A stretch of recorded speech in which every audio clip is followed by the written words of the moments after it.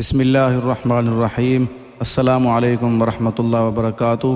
آج ایک میرے پاس بہت اہم سوال آیا محرم الحرام کے حوالے سے۔ وہ اتنا اہم سوال ہے کہ تقریباً بہت سے لوگوں کو سوال ہے، وہ یہ کہ امام حسین رضی اللہ عنہ کو کہ یزید نے کیوں شہید کیا اور کیا وجہ تھی، کس چیز کے لیے روکا۔ یہ بہت اہم سوال ہے۔ اس سے پہلے تھوڑا سا ذکر حسین کرنا چاہوں گا کہ امام عالی مقام وہ ہستی ہیں جن کے بارے میں سرکار دو عالم صلی اللہ علیہ وآلہ وسلم نے ارشاد فرمایا کہ یہ میرے امام حسن و حسین یہ نوجوانان جنت کے سردار ہیں۔ اور دوسرا، آپ کو اتنا مقام ملتا امام حسین رضی اللہ عنہ کو، نبی کریم صلی اللہ علیہ وآلہ وسلم اگر خطبہ ارشاد فرما رہے ہوتے، آپ اپنا خطبہ چھوڑ کے امام حسن و حسین کو جا کر اٹھا لیتے اور اپنی نماز اپنے سجدے کو اتنا لمبا کر دیتے جب امام حسین رضی اللہ عنہ آپ کی پشت پر سوار ہو جاتے، پھر اتنا لمبا سجدہ کر دیتے جب وہ اپنی مرضی سے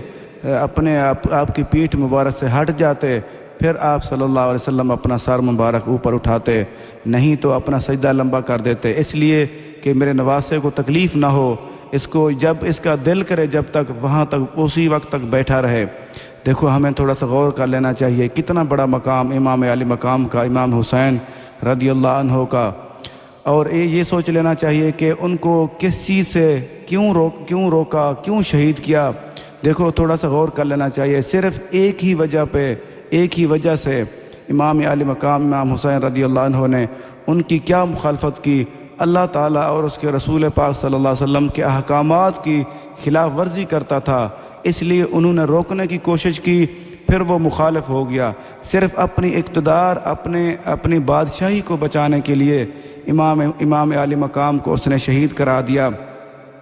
اس کی مین وجہ یہ نہیں تھی، نہ وہ نماز سے روکتا تھا، نہ اس نے نماز کی مخالفت کی، نہ اس نے جسمانی داڑھی کی مخالفت کی، نہ اس نے کسی بھی ایسے معاملات کی مخالفت نہیں کی، صرف مخالفت کی ہے تو اللہ تعالیٰ اور اس کے رسول پاک صلی اللہ علیہ وسلم کے احکامات کی مخالفت کی ہے، کیونکہ وہ امام علی مقام یہ نہیں چاہتے تھے کہ ایسا حکمران کو میں تسلیم کروں جو میرے نانا جان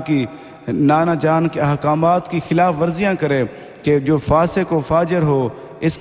لیے بیعت نہیں کی انہوں نے، کیونکہ وہ فاسق و فاجر تھا، وہ نبی کریم صلی اللہ علیہ وسلم کے احکامات کی خلاف ورزیاں کرتا تھا۔ باقی ظاہری چیزوں پہ کیونکہ وہ نماز بھی پڑھتا تھا اور نماز کی مخالفت نہیں کرتا تھا، نہ وہ کسی قسم کے اور معاملات کی مخالفت کی، لیکن صرف حق بات کی مخالفت کی ہے اس نے۔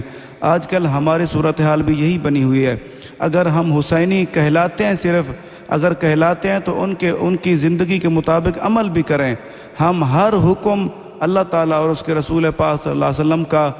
ہمیں ماننا چاہیے۔ اگر جو بندہ صرف حسین کے نعرے لگاتا ہے یا ان کا نام لیتا ہے یا ان کے غم میں وہ کہتا ہے کہ مجھے غم تو ہے، لیکن یہ نہیں کہ اس کے عملی طور پہ وہ عملی زندگی نہیں اپناتا، اس کا امام حسین کے ساتھ کوئی تعلق نہیں ہے، وہ سمجھ لیں اس کا تعلق یزید کے ساتھ ہے، کیونکہ یزید نے ان چیزوں کی مخالفت نہیں کی، اس نے صرف اس چیز کی مخالفت کی ہے جو احکامات کی۔ اس کا مختصر اگر بیان کروں تو یہ بنتا ہے کہ اس نے ہر احکامات کو نہیں مانا، اس نے چند چیزوں کی مخالفت نہیں کی، باقی اس نے ہر حکم کی تعمیل نہیں کی، اور اس نے اپنی مرضی کی۔ اس کا مطلب یہ ہوا کہ جو چیزیں اس کو پسند آئی وہ کرتا رہا، کہ جو چیزیں اس کو پسند نہیں تھی اس نے انکار کیا۔ آج کے بعد ہم نے یہ بھی سوچ لینا ہے، اگر ہم حسینی بنتے ہیں، اگر امام حسین کا نام لیتے ہیں یا واہ حسین کے نعرے لگاتے ہیں، ہمیں یہ سوچ لینا چاہیے کہ ہمیں عمل بھی ویسے کرنے ہیں جو ہر حکم